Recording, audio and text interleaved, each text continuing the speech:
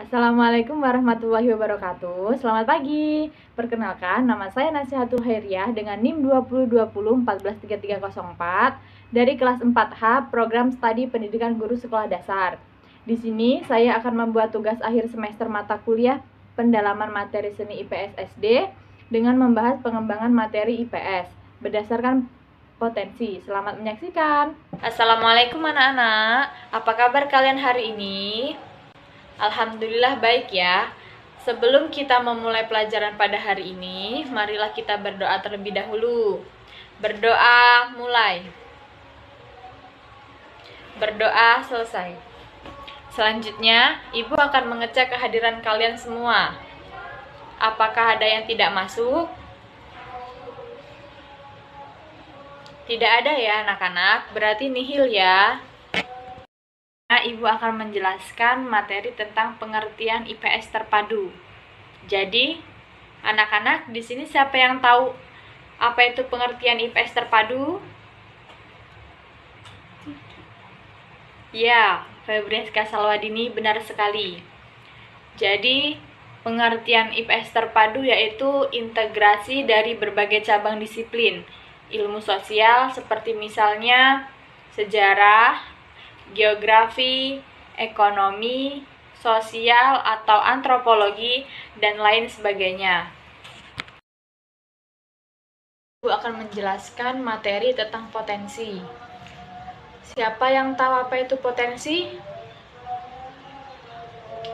Iya, benar, Risa Aulia. Jadi potensi itu adalah modal sekaligus batasan untuk perkembangan kecakapan atau hasil belajar. Nah, potensi ini bisa siswa mewujudkan dalam bentuk prestasi hasil belajarnya atau kemampuannya dalam berbagai bidang aspeknya.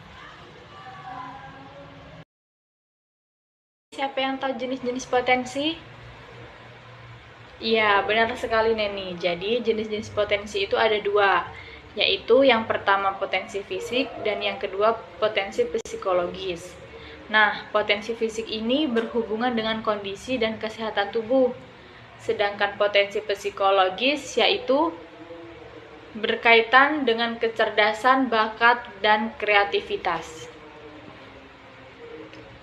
Bahas sedikit tentang modal integrasi berdasarkan potensi utama keterpaduan IPS. Dapat dikembangkan melalui topik yang didasarkan pada potensi utama yang ada di wilayah setempat. Sebagai contoh, potensi Bali sebagai daerah tujuan wisata dalam pembelajaran yang dikembangkan dalam kebudayaan. Bali dikaji dan ditinjau dari faktor alam histeris, kronologis, dan kausalitas, serta perilaku masyarakat yang terhadap aturan melalui kajian potensi wisata. Contohnya, Bali sebagai daerah wisata dalam beberapa mata pelajaran. Di dalam geografi, Bali adalah salah satu provinsi di Indonesia. Bali terletak di antara Pulau Jawa dan Pulau Lombok. Ibu kota provinsinya adalah Denpasar yang terletak di bagian selatan pulau ini.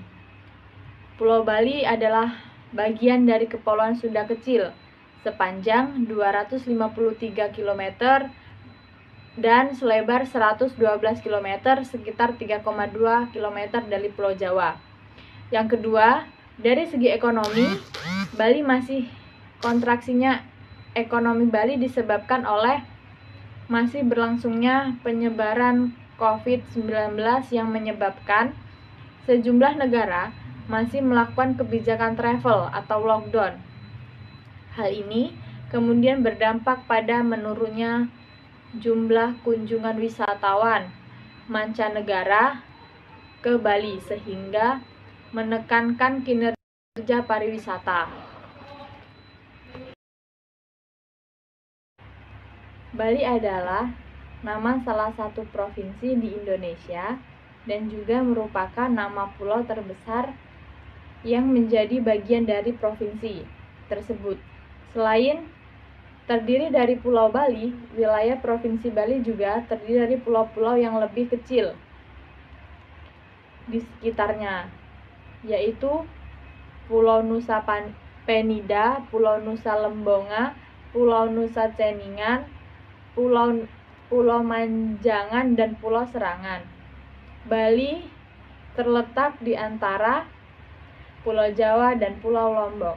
Bali ini ibu kota provinsinya ialah Denpasar yang terletak di bagian selatan pulau ini. Mayoritas penduduk Bali ini adalah pemeluk agama Hindu. Di dunia, Bali terkenal sebagai tujuan pariwisata dengan keunikan berbagai hasil seni dan budayanya. Khususnya bagi para wisatawan Jepang dan Australia, Bali juga dikenal dengan sebutan Pulau Dewata dan Pulau Seribu.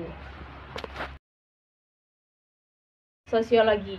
Bali yang memiliki nilai tradisional yang khas dan relatif berbeda dibandingkan masyarakat lain di wilayah Indonesia.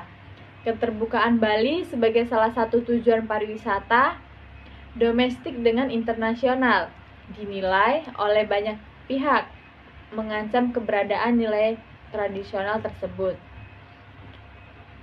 Salah satu bentuk reaksi yang muncul adalah adanya gerakan sosial atau Ajeng Bali yang menghendaki kekokohan nilai-nilai Bali, sementara perubahan sosial merupakan niscayanya.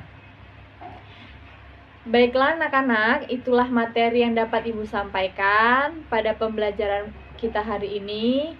Ibu tutup kelas kita ya dengan mengucapkan Alhamdulillahirabbil alamin. Ibu tutup ya. Wassalamualaikum warahmatullahi wabarakatuh.